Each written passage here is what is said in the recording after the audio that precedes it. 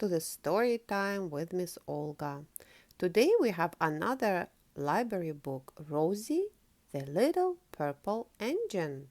It's an online book and it's from Thomas and Friends series. Are you ready? Get comfortable. Open up your listening ears.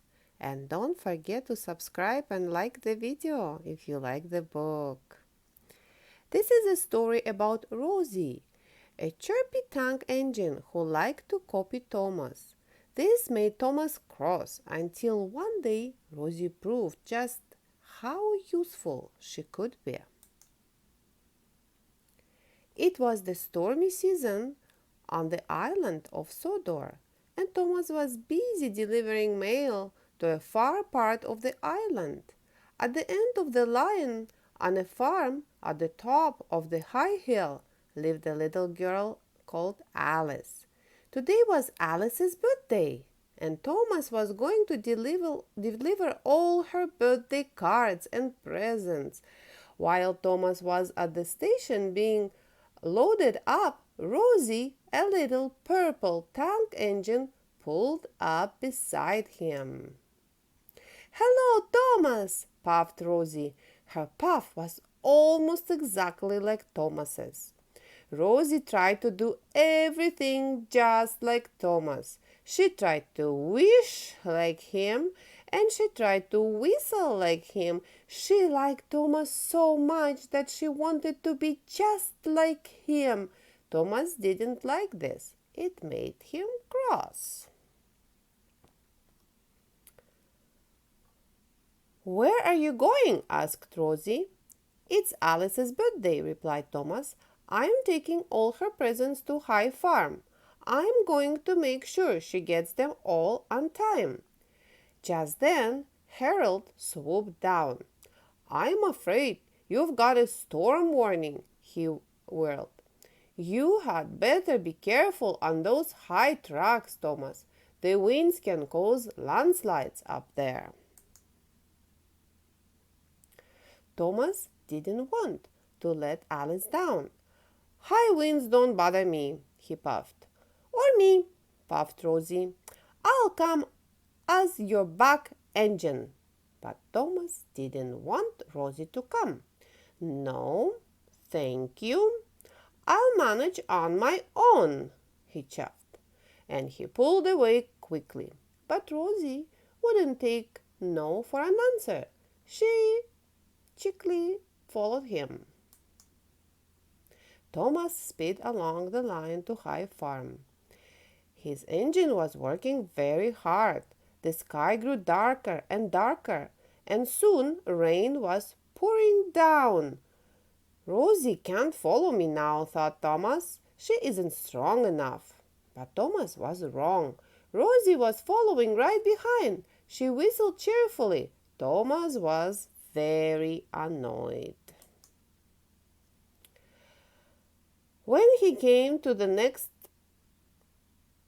junction, Thomas could either take the longer, easier track to High Farm or the shorter and harder track. Thomas knew the longer way was safer, especially in such stormy weather. "I'll take the shorter way," he wished. "Then Rosie won't follow me." Thomas puffed furiously up the steep track. As the storm grew stronger and stronger, Thomas was sure Rosie couldn't be behind him now. All of a sudden, there was a loud crack. Stones tumbled down the bank in front of Thomas. They covered the track completely. Thomas couldn't go forward. "Cinders and ashes!" he cried. What was Thomas going to do now? He still wanted to deliver Alice's presents, but the track was blocked. "I'll just have to bash my way through," thought Thomas. Soon Thomas was up to his buffers in mud and stones. He tried to push on, but he couldn't. He tried to go out, but he couldn't. Thomas was stuck. Beep, beep. Another engine was coming up the track. It was Rosie. Thomas felt very silly, but he was very glad to see Rosie. I'll go and get help, she chaffed. Wait, puffed Thomas. Will you please deliver Alice's presents for me? Rosie was very happy that Thomas had asked her to deliver Alice's presents. Of course, I will, she chaffed happily. Rosie was soon coupled up to Thomas's truck. She pulled away and steamed back to the longer, safer track to High Farm. Thomas waited for Rosie to come back. He was very happy that Rosie followed him after all. Very soon, Rosie came puffing back down the line. Alice's mother has telephoned for help, she told Thomas. Edward is coming to pull you out. Then Thomas noticed that Rosie had a passenger on board.